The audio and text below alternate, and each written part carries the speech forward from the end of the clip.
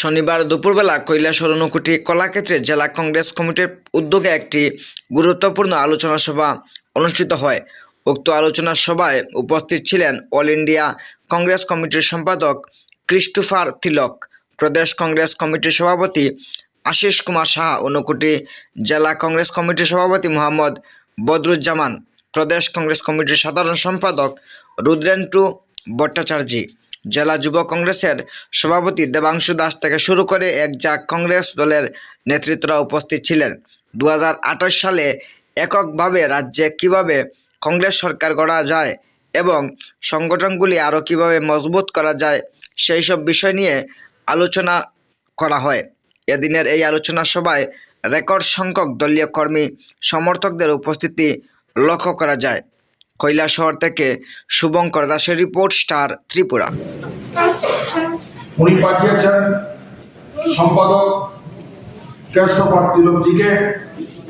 উনি সারা রাজ্যে প্রতিটা জেলায় কংগ্রেসের কর্মী এবং নেতৃবৃন্দের সঙ্গে আলোচনা করে কিভাবে কংগ্রেস সংগঠনকে শক্তিশালী করা যায় এবং আগামী 28-এর বিধানসভা নির্বাচনে জোট ব্যতীত এই রাজ্যে যাতে কংগ্রেস সরকার গঠিত হয় তার নিরলস প্রচেষ্টার জন্য এটা প্রথম অঙ্গ হিসাবে ওনার এই শুভ আগমন।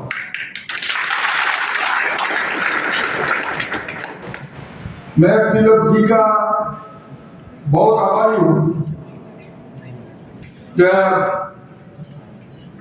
उन्होंने महाराष्ट्र से हमारा ये छोटा त्रिपुरा का सबसे नॉर्थ साइड में हमारा ये डिस्ट्रिक्ट, यहाँ से बांग्लादेश 1.5 किलोमीटर का अंदर है, बांग्लादेश का बॉर्डर।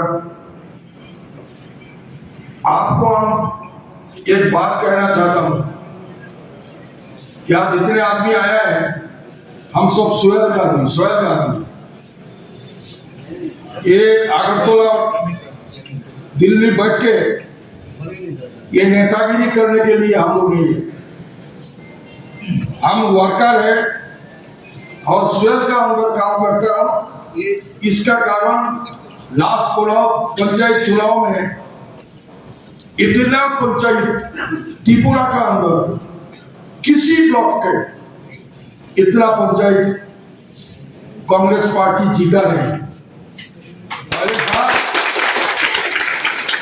पहले 25 साल सीपीआईएम, 10 साल फिर भी सीपीआईएम, उस टाइम में हम लोग